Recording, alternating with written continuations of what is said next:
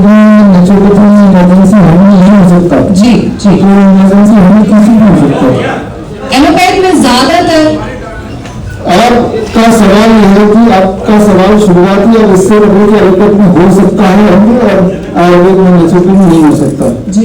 यह सवाल मेरा आप सभी से है, आपको क्यों लगता है कि एलोपैथ में हो सकता है तो किसी में हो सकता है। फॉर एग्जाम्पल मैं बोल रहा हूँ कि मान लो रोड में एक्सीडेंट होता है,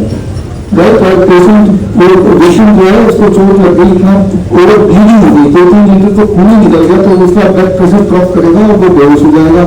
उसकी सिर फट गया है, उसके पैरों में चोटें हैं जिससे खून निकल रहा है, 1.5-2 लीटर निकल गया है, इसी को इमरजेंसी बोलते हैं जी। ये इमरजेंसी सिचुएशन है। और ऐसे इमरजेंसी सिचुएशन में आपका जो सवाल है कि भाई एलोपैथी में तो इलाज है, आपके पास क्या है, ऐसे में पेशेंट एलोपैथी में जाएंगे है ना, तब आप क्या कुछ कर लेंगे, तब पेशेंट जाएंगे, जाते हैं, लेकिन जाने के बाद कितने लोग जिंदा रहते हैं, ये सवाल आपने पूछो, कभी देखा, कभी सुनने में ये बड़ा कंट्रोवर्शियल मेरा जवाब आपको लग रहा होगा, लेकिन अभी तक का जो ऑब्जर्वेशन स्टडीज है पूरी दुनिया की, जो लेजिटिमेट जर्नल की बात कर रहा हूँ, तो वहां पे ये देखा गया कि जब स्थिति में जो स्थिति मैंने अभी आपको बताई, परिस्थिति समझ है ना कि पेशेंट टक्कर हुआ और उसको चोटें लगी, उसका सिर फट गया, ब्लीडिंग हो गया, ब्लड प्रेशर लो हो गया, वो तो बेहोश हो गया। अब उसको उठा के ये कहा जाए, आपका जो ऑब्वियस ये कि एलोपैथी में ले जाएंगे, तो क्यों ले जाए, क्योंकि हमें लगता है कि उससे बचने के चांसेस ज्यादा हैं, आप बच ही जाएगा, यही है ना। लेकिन क्या आपने देखा अगर ले गए और नहीं ले जा गए किसके बचने का ज्यादा होगा, इस पर कई सारी स्टडीज हुई है। जब हमारे देश में तो हम लोग आते ही 1 घंटे बाद तब जो होना हो ही जाएगा, है ना, वो तो छोटी गोली। ऐसे देश है जहाँ पे मैक्सिमम टाइम लिमिट है 8 मिनट के अंदर आपको एम्बुलेंस, मतलब इस तरह से पोजिशन में, जैसे यहाँ पे वो ना ब्लिंकेट, तो वहाँ पे यही है कि 8 मिनट में किसी भी कोने में देश के जो एडवांस कंट्री है, अगर वो एक्सीडेंट हुआ तो the victim has to be in the hospital in ICU, उनको तो हो जाना चाहिए, ऐसा उनका पूरा सिस्टम बना हुआ है। तो वो अनुमान में जब भी बहुत रिसेंट वाले भी है मेरे पास, जिन्होंने की वो जब नहीं ले जा पाए या बहुत लेट ले जा पाए इन कंपेरिजन टू जब जल्दी ले जाता है, तो ये देखा गया है कि जब जल्दी पेशेंट को ले जाते हैं विक्टिम को, in this case injured victim को उनका ब्लड लॉस हो गया, तो उनके मरने के चांसेस उल्टा और बढ़ जाते हैं। इतना से शॉकिंग के लिए, लेकिन बढ़ क्यों जाते हैं, इस पर इन्वेस्टिगेट किया, क्योंकि जब ले जाते हैं तो वो बेहोश पड़ा होता है, उसके एरिया को फ्री करने के लिए इंट्यूबेशन करते हैं। ये इंट्यूबेशन का प्रोसेस होता है, वो प्रोसेस इस तरह से बदलनी है, कुछ देर में उसकी सांसें रुक जाएगी, एक तो पहले सांसें जब आगे कुछ देर में रुक जाएंगे तो वो एक डिसएडवांटेज है। दूसरा आईवी फ्लूइड चढ़ाते हैं, तो आईवी फ्लूइड चढ़ाते ही पूरा होमोस्टेसिस ऑलरेडी बिगड़ जाता है। जब ब्लड लॉस होगा तो बॉडी एक इमरजेंसी मोड में आ जाता है, जिसे फाइट एंड फ्लाइट सिंड्रोम बोलते हैं, और बॉडी अपने जो क्रूशियल ऑर्गन्स हैं, जैसे हार्ट हो गया, ब्रेन हो गया, सारा खून यहाँ पे कॉन्सेंट्रेट करता है, और बाकी इतने क्रूशियल ऑर्गन जो नहीं है तो उसमें थोड़ा कम खून भी चल जाएगा, जैसे पैर है, हाथ है, तो मतलब अगर हाथ में खून थोड़ा कम भी चला जाए तो मरने वाला इंसान। लेकिन जैसे आयु में बढ़ाते हैं तो वो बॉडी का जो इमरजेंसी सिस्टम काम कर रहा है इंसान को जिंदा रखने के लिए, वो स्विच ऑफ हो गया। तो ये बात समझनी पड़ेगी कि Ayurveda fluid itself can be a reason for the person जो अदरवाइज जिंदा रह जाता है, in spite of the blood loss, वो जिंदा नहीं हो रह सकता है। तो इस तरह से जो इमरजेंसी में 2-4 चीजें की जाती हैं, तो जैसे मान लो ऑक्सीजन सिलेंडर लगाया जाता है, एक तीसरी चीज कर देते हैं, तो ये तीनों के कॉम्बिनेशन से वो इंसान को बचाना और मुश्किल हो जाता है। ये बात बोली ना था, लेकिन ये जनरल का रिपोर्ट है। पहली बात तो आपके जो सवाल का पहला बात बता दीजिए, एलोपैथी में ले जा सकते हैं इसलिए क्योंकि वो जाते हैं वहां पे। अगर कोई आयुर्वेद में ले जाना तो सही तो है ही नहीं ना, क्योंकि वो वहां भी तो लेकर कैसे जाओगे, है ना। तो यहाँ का जो परिस्थिति ऐसी बनाएगी 99% ऑफ द बजट इस तरह रहेगी, तो जाहिर सी बात है वो चीज हर जगह होगी। हमारे इस पे हम ये कर रहे हैं कि handling emergency life support and pain management, इस पे हमने अभी ट्रेनिंग प्रोग्राम शुरू किया है। आप में से कुछ लोग तो पार्टिसिपेंट भी आए हैं, ये है ना, और ऑनलाइन है भी ये, और ये ट्रेनिंग जो सेंटर है हमारा डॉक्टर बीआरसी मेडिकल एकेडमी, ये समान खान है, समान खान के ट्रेनिंग सेंटर के जो चेयरमैन है, विनोद कंसल वाले जो मेडिकल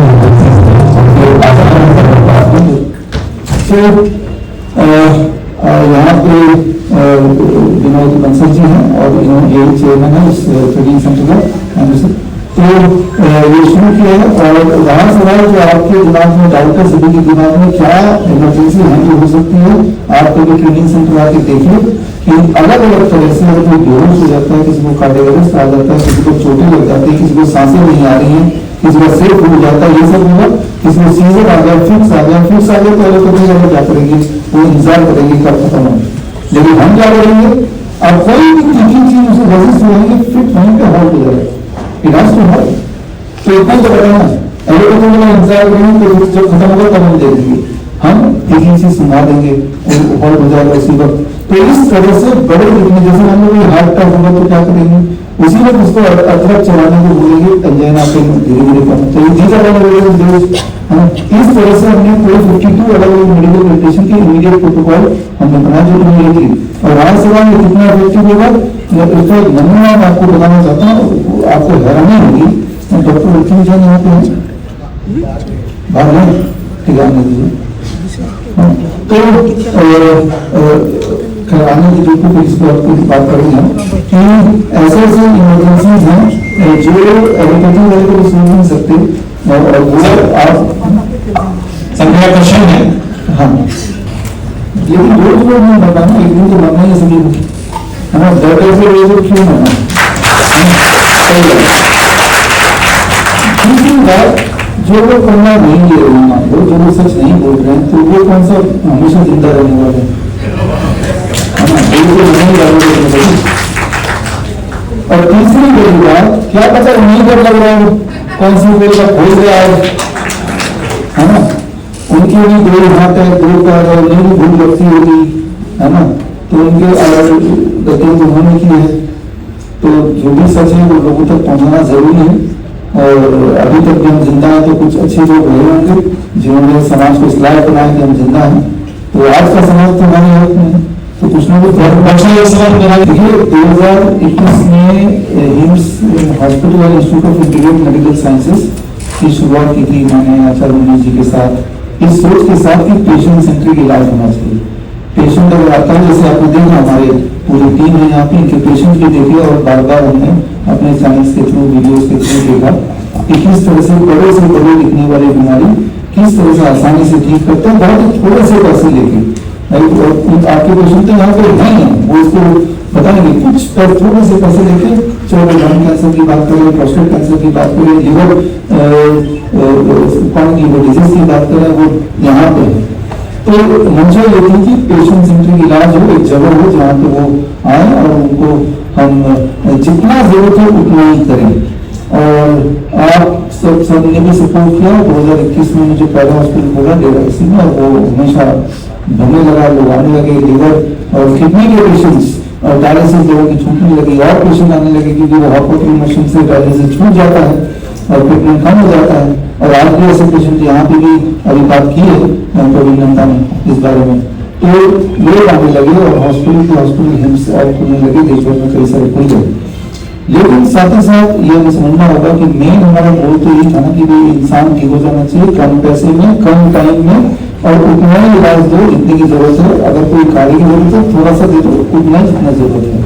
लेकिन मैंने देखा कि ये डिवीट होता जा रहा है, जैसे जैसे वो बड़ा बनता जा रहा है, क्योंकि जब बड़ा बन रहा है तो कई सारी स्टेक होल्डर भी आ गए, कई सारे इन्वेस्टर भी आ गए, तो अब ध्यान पेशेंट सेंट्रिक से ज्यादा प्रोफेशन सेंट्रिक की तरफ बढ़ गया है ना। तो ऐसे में कुछ तो करना जरूरी था मेरे लिए। पहली बात कई कारणों से, एक बार पहला कारण ये कि हर रात को शीशे को अपना को देखना एक बार, दूसरा कारण तो मेरी पत्नी अभी है कि नहीं है तो बोल सकते हैं। तो जितने पेशेंट आपने भी देखे वो हर पेशेंट से मिलकर उनसे पूछेंगे, तभी मानेंगे ये ठीक हुआ। स्टेज पर कोई नहीं बोल देगा, हाँ वीडियो में नहीं कोई बोल देगा, सामने जाके एक से मिलकर। तीसरा, हमारे चिंतक हमारे एडवाइजर आर फुलिया साहब या अविनाश जी या आशुतोष जी जो कई सालों से हमारे साथ दे रहे हैं, इसीलिए साथ दे रहे हैं कि भाई हम वो बात करते हैं जिससे कुछ लोगों का कुछ भलाई हो जाए, तो उनको बस क्या हम दिखाएंगे।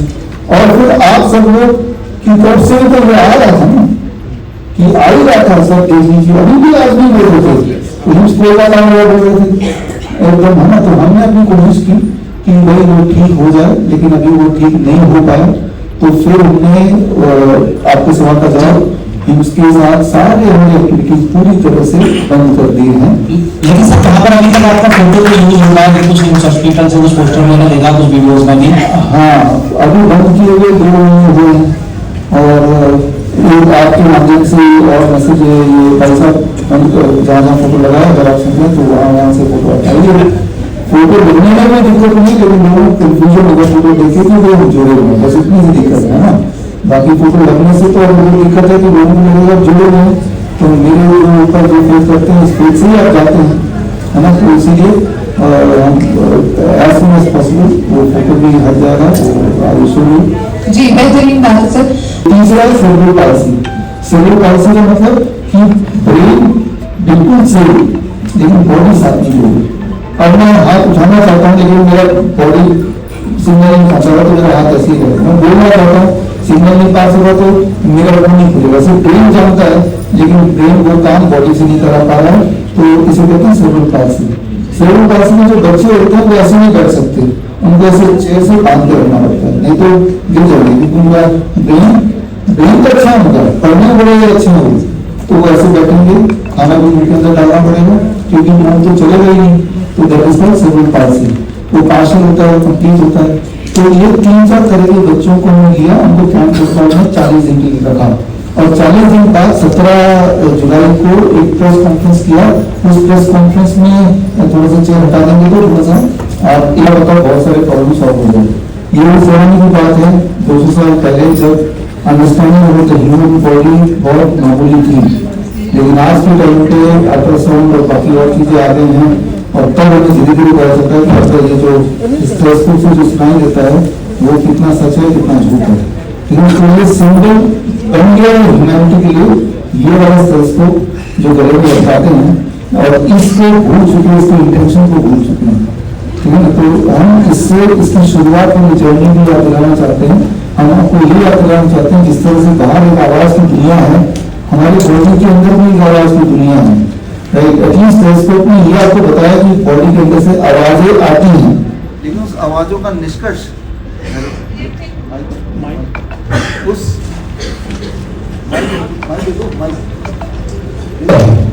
और कोई चीज जो इंसान के जहन में बैठी नहीं है, ठीक है ना। तो हमने सिर्फ इतना बताया कि टेलीस्कोप का इस्तेमाल डायग्नोसिस के लिए मत कीजिए, लेकिन साथ में उसका एज ए गहना अगर डॉक्टर ने उसको मतलब पहनने के लिए, तो उसमें बुराई भी कुछ नहीं है। जिस तरह से आप गहने पहनते हैं क्या यूज है, कान में बाली पहनते हैं क्या यूज है, या मैंने ये कपड़ा पहना नीले कलर का तो मुझे अच्छा लग रहा है, और क्या बोलेंगे, वो तो किसी भी कपड़े से आप अपने आप को ढक सकते हैं, ठीक है ना। तो जस्ट सिंबल कि इंसान ने कोशिश की, और कोशिश करके अंदर की धड़कन सुनने की कोशिश की और सुन पाए, और अंदर की दुनिया से, आवाज की दुनिया से हर एक को जोड़ा, ये अपने आप में बड़ी बात है। और एक और बात है, टेलीस्कोप की आज कमियां तो मैंने आपको बताई, लेकिन छोटे बच्चे जो होते हैं, छोटे बच्चे बिल्कुल छोटे बच्चे जो बोल नहीं सकते, मान लो 2 साल तक के बच्चे, उनका स्किन बहुत ही पतला होता है, तो उनके केस में टेलीस्कोप का जो सेंसिटिविटी है वो करीब 90% है। तो ऐसा नहीं है कि टेलीस्कोप बिल्कुल यूज नहीं करना। छोटे बच्चे जो बोल नहीं सकते, अपने सिम्टम नहीं बता सकते, पहली बात, प्लस दूसरी बात, उनका जो स्किन है दैट इज टू थिन, तो उनकी जो आवाज आती है that is more clear and that is more conclusive in comparison to, जैसे बड़े होते हैं तो हमारा ऑर्गन जो हार्ट है वो कहीं इधर उधर भी खिसक जाता है। आपको बड़ा होगा, हमारा जो लिवर बड़ा हो जाएगा तो वो डिस्टेंस जो है कई बार 10 सेंटीमीटर में इधर से उधर होगा, हो सकता है, हो जाता है। 1 सेंटीमीटर से 10 सेंटीमीटर तक हमारे ऑर्गन डिस्प्लेस हो जाते हैं, लेकिन एक डॉक्टर तो यही सोचेगा इसका हार्ट तो यहीं पे होगा, यही सोच के वो उस हार्ट को कंसीव करेगा, लेकिन वो थोड़ा सरक गया, लिवर थोड़ा सरक गया, पेट अपनी जगह पे नहीं है, तो जो सुनाई देगा वो पेट की आवाज नहीं है, वो लीवर की आवाज है जो एक्सटेंड हो चुकी है।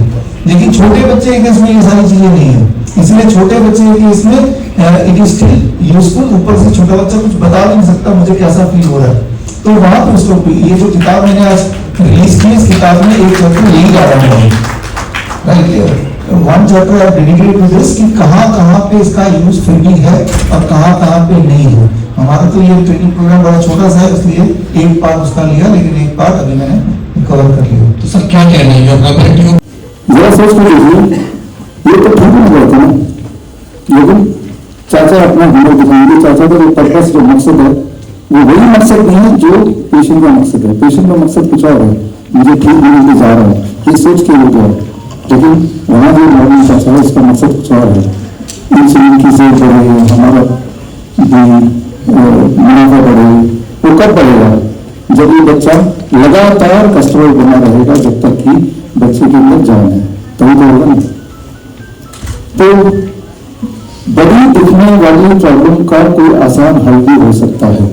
अभी आपने देखा थोड़ी देर पहले गांव के चाचा को कि आसानी से वो घड़ी देख के टाइम बता सकते थे, लेकिन घुमा फिरा के अपना हुनर दिखाने के लिए, क्योंकि उनका मकसद टाइम बताना नहीं था सर, उनका मकसद यही बताना था कि भाई मैं कुछ अलग हूँ, मैं आपसे ज्यादा ज्ञानी हूँ, है ना। तो ठीक उसी तरह से इनके साथ हुआ। और पहले तो चुप हॉस्पिटल आप भिवानी गए 6 अप्रैल को, उसके बाद 2-3 महीने मेदांता हॉस्पिटल गए और वहां से 30 यूनिट इंसुलिन लेते थे। 30 यूनिट इंसुलिन की जिंदगी की शुरू हो गई। आपका उम्र कितना होगा? 10 ईयर्स, है ना। कौन सी क्लास में पढ़ते हैं? 6th में पढ़ते हैं, 6th में पढ़ते हैं। 30 यूनिट इंसुलिन। तो जो कहानी आपके लॉर्डन चाचा ने आपको बताई, थोड़ा सा अपने उस वक्त का, मार्च का, अप्रैल का थोड़ा सा बताइए, अपने बारे में बताइए। नमस्कार साथियों सभी को, मेरा नाम अभिषेक है, मैं भिवानी हरियाणा से हूँ। जैसे कि डॉक्टर साहब ने बताया, ऐसे ही मेरे को यानी जिंदगी में अचानक ही एकदम से, यानी जो कहते हैं ना दुर्घटना, वो होगी। और वो दुर्घटना इतना भयानक रूप जब ले लेती है जब वो आपके बच्चों के साथ हो। तो ऐसे ही मैं मेरी बेटी को लेकर गया भिवानी में डॉक्टर चुप के पास, तो उन्होंने इसको डायग्नोज किया, तो डायबिटिक बताया, बोले आपकी बेटी डायबिटिक है। ऐसे ही यानी थोड़ा एक बार तो शब्द सुना मैंने, लेकिन ये लगा होगा चलो भाई थोड़े दिन में ठीक हो जाएगा, जैसे फीवर होता है वैसे होता है। लेकिन जैसे ही वो मेरे को बताते गए सारी चीज़ें, तो वो यानी एक किस्म से लाइफ लॉन्ग के लिए ऐसे होगा कि भी आपको इंसुलिन पे रखना पड़ेगा इसको। तो ऐसे करते करते 6 दिन 7 दिन उन्होंने रखा हॉस्पिटल में एडमिट इसको। उसके बाद मैं ज़बरदस्ती छुट्टी लेके आया, आपको ये बताना चाह रहा हूँ, क्योंकि वो बोल रहे थे, वो पैनिक हो गए एकदम से। मैं बोला जी मैं सेकंड ओपिनियन लूँगा, क्योंकि मैं सेटिस्फाइड नहीं हूँ कि भी इस तरीके से बच्ची को 10 साल की होगी है, पहले बीच में कभी कुछ नहीं हुआ, लेकिन अब एकदम से ये क्या हुआ। तो वो पैनिक हो गए, बोले आप अपने आप को क्या समझते हो, मैंने इतनी मोटी किताबें पढ़ी हैं, ये यानी बहुत सारी चीज़ें जो कि हम एलोपैथी के बारे में सुनते आ रहे हैं। तो मैंने उनको बोला कि भी ये मेरा राइट है, मैं कहीं भी जाके अपने बच्चे को दिखा सकता हूँ, तो आप इमीडिएटली इसको डिस्चार्ज दें और मैं सेकंड ओपिनियन लूँगा। जैसे ही फिर मैंने 2 या 3 दिन इसको घर पे रखा, उसके बाद मैं फिर वही मेडिकल साइंस पे अंधविश्वास, क्योंकि शुरू से हम भी एलोपैथी, ले बेटा ये है, ऐसे कर ले, डॉक्टर बनना है, ये करना है, ऐसे करके मैंने मेदांता में अपनी अपॉइंटमेंट बुक की बेटी की। तो फिर वहाँ लेके गया, उन्होंने इसका जो भी चार्ट दिया था वो सब फॉलो देख के 1 घंटे लगभग मैंने बात की वहाँ से डॉक्टर से। तो फिर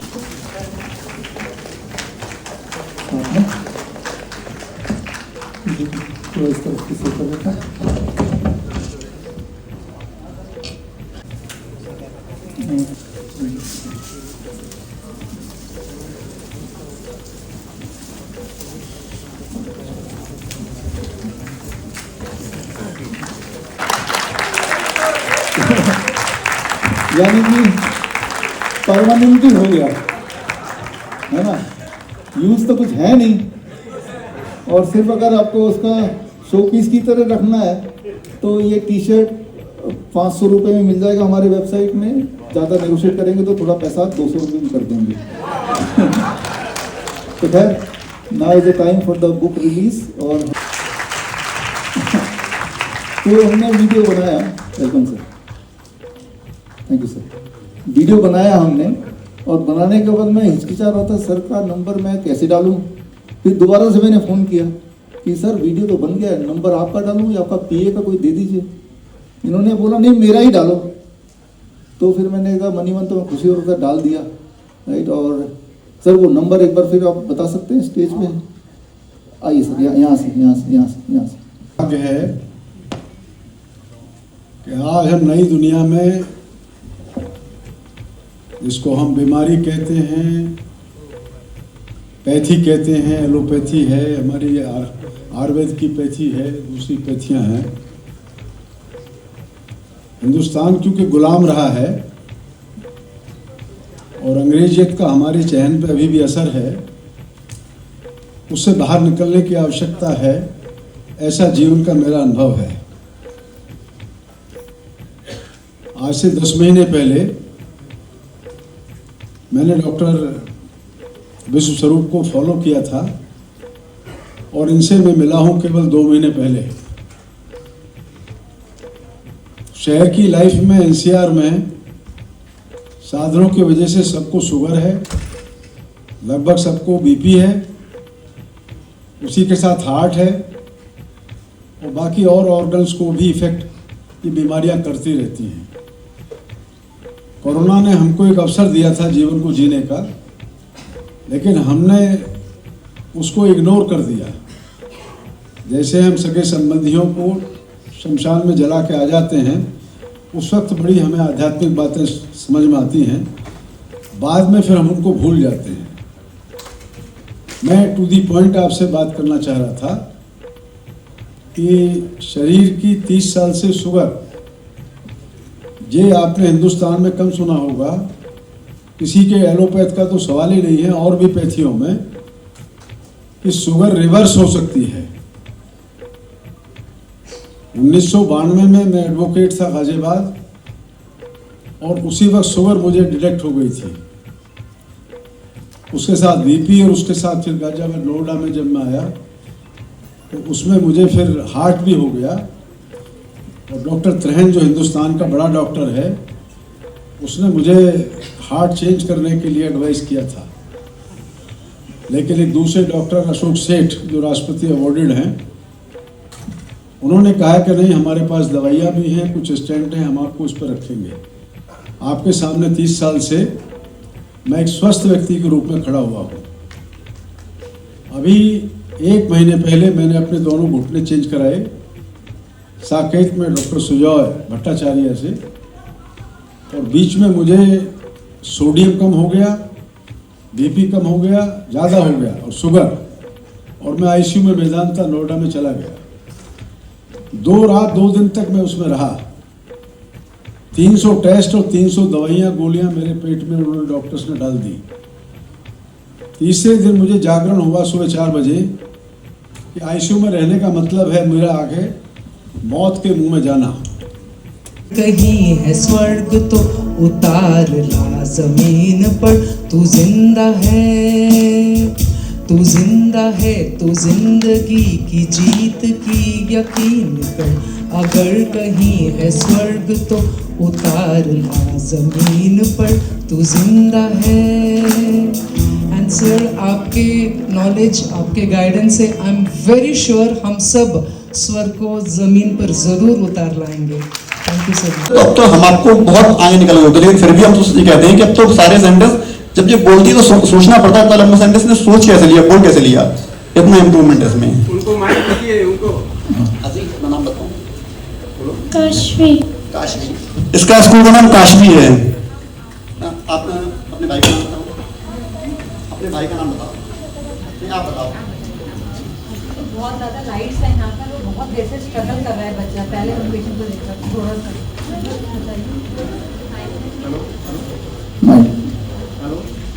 दूसरा नाम तो आपके भाई का क्या नाम है? अब्दुल। पहले मैं क्वेश्चन पूछता था, क्वेश्चन में जवाब नहीं देती थी। आप कहाँ रहती हो? मैनपुरी में। मैनपुरी में। आपके पापा का नाम क्या है? दीपक। अच्छा, और ये कौन है, आप उनको जानती हो? ये इधर पीछे खड़ी है, डॉक्टर एक साल मुलाकात हो रही है और डॉक्टर नमिता सबको जानते हैं। तो ये क्वेश्चंस का जवाब नहीं देती थी कोई सब, मतलब हमको ये लगता था कि ना कुछ समझती है ना बोलती है, सब रिप्लाई दे रही है। और लास्ट वीडियो का अगर आप देखेंगे तो कुछ भी जवाब नहीं देती थी। उससे ज्यादा इंप्रूवमेंट हमें क्या चाहिए?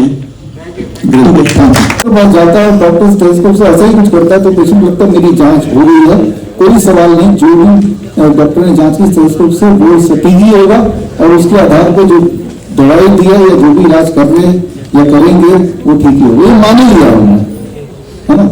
और जब तक डॉक्टर वो स्टेथोस्कोप लगा के इस तरह से जांच नहीं करता है तब तक पेशेंट को सेटिस्फैक्शन नहीं होता, बिकॉज पेशेंट का पूरा फेथ उस स्टेथोस्कोप पे है। पिछले 210 साल में जब इस स्टेथोस्कोप यूज हुआ था तब से लेकर अभी तक कभी किसी ने यह सवाल नहीं उठाया कि इस स्टेथोस्कोप की एक्यूरेसी कितनी है, एक्यूरेसी है भी नहीं। लेकिन आप सब तो एक्सपर्ट हैं, डाइटिशियंस हैं, डॉक्टर्स हैं, अपने क्लिनिक चलाते हैं, तो यहाँ पे इस मुद्दे को उठाना जरूरी है जिसको बेसिस बनाते which is the first line of diagnosis, जो कि हर तरह की अधिकतर तरह की बीमारी में पहला लाइन ऑफ डायग्नोसिस इस स्टेथोस्कोप से शुरू होता है। उस पर कितना फेथ किया जा सके, इसकी एक्यूरेसी कितनी है, एक्यूरेसी कितनी है, एक्यूरेसी का मतलब क्या होता है, किसी भी डायग्नोस्टिक टूल की एक्यूरेसी कितनी है जानना जरूरी है कि वो डायग्नोस्टिक टूल तभी कराएगा जब वो एक्यूरेट होगा, कुछ हद तक एक्यूरेट होगा। कई बार वो थोड़ा बहुत इनएक्यूरेट भी हो सकता है, लेकिन चलो काफी हद तक ये सही जवाब दे दे, काफी हद तक वो सही पड़ताल कर ले तो उसको एज ए डायग्नोस्टिक टूल का दर्जा दिया जाता है। तो ये एक्यूरेसी कैसे पता करते हैं ये हम समझते हैं। मान लीजिए एक कमरा है और इस कमरे में 100 प्रेग्नेंट वुमेन हैं, 100 प्रेग्नेंट महिलाएं एक कमरे में हैं और आपको डायग्नोसिस करना है कि इनके बच्चे जो होंगे वो लड़का होगी या लड़की होगी, है ना, ये डायग्नोस करना है आपको। और आपके पास डायग्नोस्टिक टूल है ये कॉइन, तो आप एक को बुलाते हैं और कॉइन टॉस करते हैं, मनी मन सोचते हैं हेड आएगा तो इनका लड़का होगा, हेड और टेल आएगी तो लड़की होगी, और अकॉर्डिंगली डायग्नोसिस करते हैं। अच्छा आपका नाम क्या है? मीना देवी जी, कॉइन टॉस किया, उनको तो टेल आ गया, आपकी लड़की होगी, वो लिख के चले जाते हैं 100 के 100। अब आप बताइए क्या चांसेस हैं, कितने प्रतिशत ऑन एवरेज चांसेस हैं कि आपने जो बताया वो सही निकलेगा? 50% सही निकलेगा ना? हाँ, यानी उन 100 में से 50 लोग या वही महिला आएंगी, डॉक्टर साहब आपका डायग्नोसिस बिल्कुल सही था, मेरे तो बेटी हुई है, मेरा तो बेटा हुआ है ना। तो लेकिन क्या हम कॉइन को डायग्नोसिस टूल मान लें? नहीं मान सकते, क्योंकि रैंडम हमें पता है। तो जो चीज रैंडम होती है उसमें भी एक्यूरेसी 50% की तो है ना। जब भी आंसर यस और नो में देना है, देयर इज चांसेस कि आपने रैंडमली जो भी आंसर दिया, बहुत चांस है 50% चांस है वो करेक्ट होगा ही होगा, 50% का है। तो इसका मतलब है कि कोई भी डायग्नोस्टिक टूल या कोई भी इंस्ट्रूमेंट डायग्नोस्टिक टूल की तरह तभी माना जा सकता है जब उसकी एक्यूरेसी कम से कम 5% ज्यादा हो, हाँ। तो इसी टेस्ट को बोलते हैं sensitivity of the diagnostic tool. ये जो एक्यूरेसी है इसका मतलब कॉइन टॉस की सेंसिटिविटी कितनी है? 50%, यानी कि 100 लोग जो डायग्नोस करेंगे तो 50 का तो आंसर करेक्ट दे ही देगा, 50 का गलत भी दे सकता है ना। तो द सेंसिटिविटी मेडिकल टर्म में of the coin toss, coin as a diagnostic tool is 50%। अब कोई नया डायग्नोस्टिक टूल आता है किसी एक डायग्नोसिस के लिए, तो एग्जिस्टिंग वाला जो होता है पहले से जिसको यूज करते हैं उससे उसकी तुलना करके देखते हैं। नया वाले को हम तभी एक्सेप्ट करेंगे जो पहले वाले से बेटर होगा, है ना। कौन पहले आया कि स्टेथोस्कोप पहले आया दुनिया में? हाँ, तो उसके बाद आया स्टेथोस्कोप, तो इसका तो 50% है और कोई नई चीज आएगी तो इससे ज्यादा होना चाहिए, तभी इसको मान्यता मिलेगी ये डायग्नोस्टिक टूल है। तो खैर अब इसको थोड़ा समझते हैं, साइंटिफिकली अंडरस्टैंड करते हैं। अंडरस्टैंड करने के लिए प्लीज